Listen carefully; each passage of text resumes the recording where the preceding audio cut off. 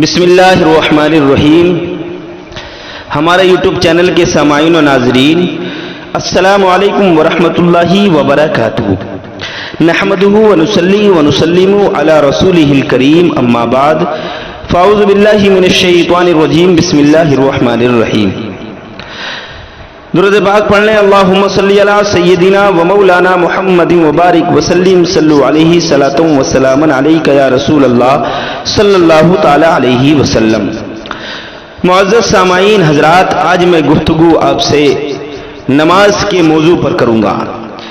जो लोग आज मैं नमाज छोड़ने वालों के ताल्लुक से आपसे गुफ्तगू करूंगा कि नमाज छोड़ने की सजा कितनी है। आज मेरा मौजू है नमाज छोड़ने की सजा। देखिए, एक हदीस पाक सुन लें। हुजूर नबी रहमत सरकार दो आलम सल्लल्लाहु ताला अलैहि वसल्लम ने इरशाद फरमाया, जो लोग घरों में नमाज पढ़ते हैं उन लोगों के बारे में सरकार फरमाती हैं, उन लोगों के बारे में जो लोग घरों में नमाज पढ़ते हैं और जमात से नमाज नहीं पढ़ते, फरमाया, सरकार फरमाते हैं, आका ने फरमाया, मेरा जी चाहता है कि जो लोग अब मस्जिद छोड़कर अपने घरों में नमाज पढ़ते हैं तो मेरा जी चाहता है कि मैं अपनी जगह पर किसी और को खड़ा करूं और नौजवानों का गिरोह अपने साथ ले लूं और लोगों के घरों में जा करके उनके घरों को आग लगा दूं जो लोग मस्जिद छोड़कर अपने घरों में नमाज पढ़ते हैं। ये तो नमाज छोड़ना तो बहुत बुरी बात है, बहुत बड़ा जुर्म है।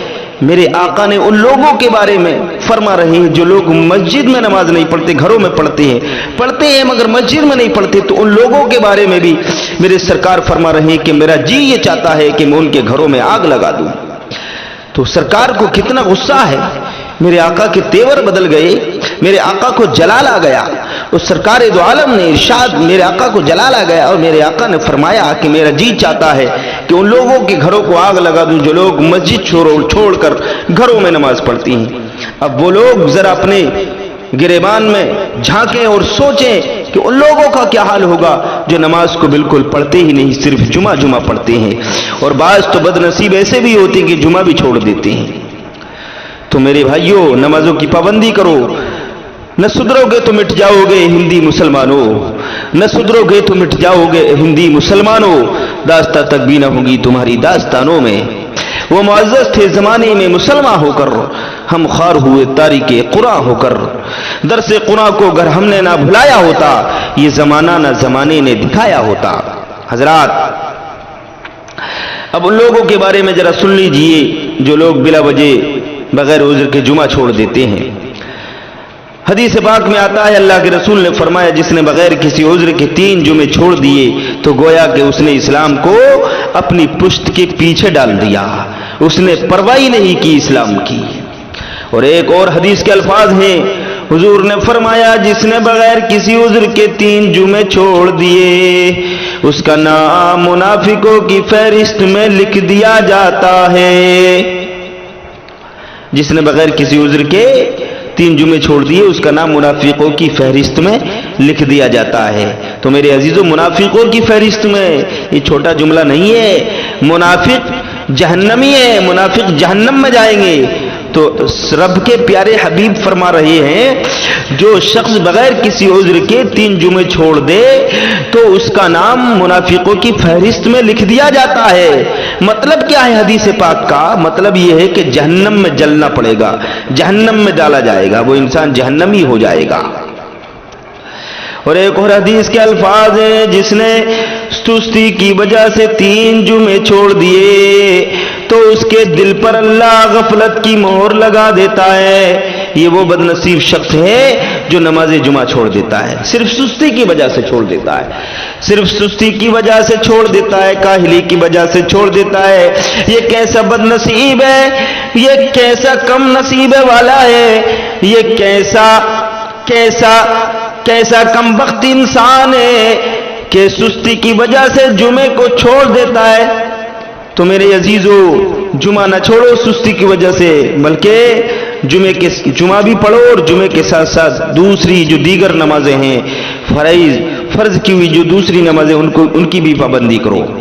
اب ایک اور حدیث میں آپ کو سنا رہا ہوں. حضرت ابن حجر نے الزواجر کے اندر ایک روایت لکھی ہے. حضرت ابن حجر نے الزواجر کے اندر ایک روایت لکھی ہے. وہ فرماتے ہیں جو شخص نماز ترک کرتا ہے یعنی نماز چھوڑتا ہے اس کو بہت ساری رسوائیاں ہیں. وہ فرماتے ہیں کہ جو شخص نماز چھوڑتا ہے اس کے لیے بہت ساری رسوائیاں ہیں.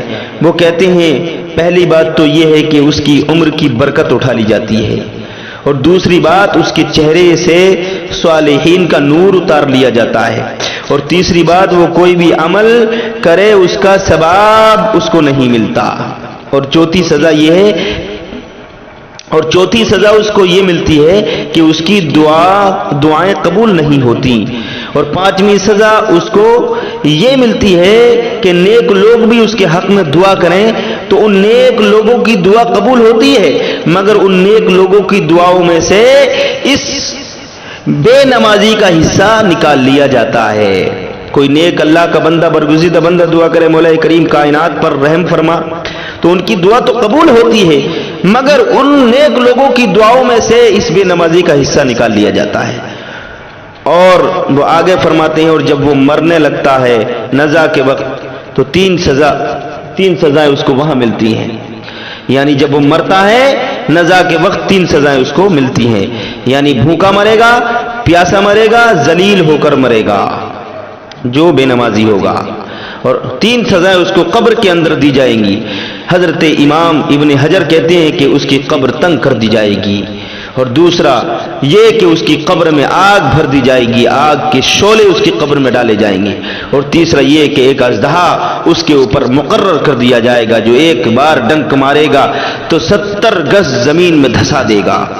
ایسا اژدہا اس کی قبر میں اس کے اوپر مسلط کیا جائے گا جو بے نمازی ہوگا. اور 3 سزائیں اس کو حشر میں ملیں گی. پہلا یہ کہ حساب اس کا سختی سے لیا جائے گا. میرے عزیزو، حساب اس کا سختی سے لیا جائے گا. آقا فرما رہے ہیں 3 سزائیں اس کو حشر میں ملیں گی. 3 سزائیں اس کو موت کے وقت بھوکا مرے گا، پیاسا مرے گا، ذلیل ہو کر مرے گا، اور 3 سزائیں اس کو قبر میں یعنی قبر کو تنگ کر دیا جائے گا. ادھر کی پسلی ادھر اور ادھر کی پسلی ادھر کر دی جائے گی، اور اس کی قبر میں آگ کو بھر دیا جائے گا، اور اس کو قبر میں اس کے اوپر ایک سانپ، ایک اژدہا مسلط کر دیا جائے گا جو ایک بار ڈنک مارے گا تو 70 گز زمین میں دھسا دے گا. یہ عذاب قیامت تک ہوتا رہے گا. اور آقا فرماتے 3 سزائیں اس کو حشر میں ملیں گی. بے نمازی کو 3 سزائیں حشر میں ملیں گی. اس کا حساب سختی سے لیا جائے گا. اور میرے عزیزو، جس کا حساب سختی سے لیا جائے وہ بچ پائے گا. بچے گا وہ جس کے اوپر اللہ تعالی رحم فرمائے، کرم فرمائے، تو اس کا حساب سختی سے لیا جائے گا. کس کا؟ بے نمازی کا. اور دوسرا یہ کہ اللہ تعالیٰ اس کے اوپر قہر و غضب کا اظہار فرمائے گا. اور تیسری سزا وہ سب سے بڑی اس کو یہ ملے گی کہ اس کو جہنم میں ڈالا جائے گا. ہائے ہائے ہائے مسلمان غور کر نبی کے فرمان پر، اللہ اس کے رسول کے فرمان پر عمل کر لے، تیری زندگی اچھی ہو جائے گی. اللہ کی بارگاہ میں دعا ہے اللہ پاک سب سے پہلے مجھے عمل کی توفیق عطا فرمائے، میرے بعد ہمارے تمام سننے والوں کو، ہمارے تمام سامعین و ناظرین کو ان باتوں پر عمل کی توفیق عطا فرمائے. وآخر دعوانا الحمدللہ رب العالمین. السلام علیکم ورحمۃ اللہ وبرکاتہ.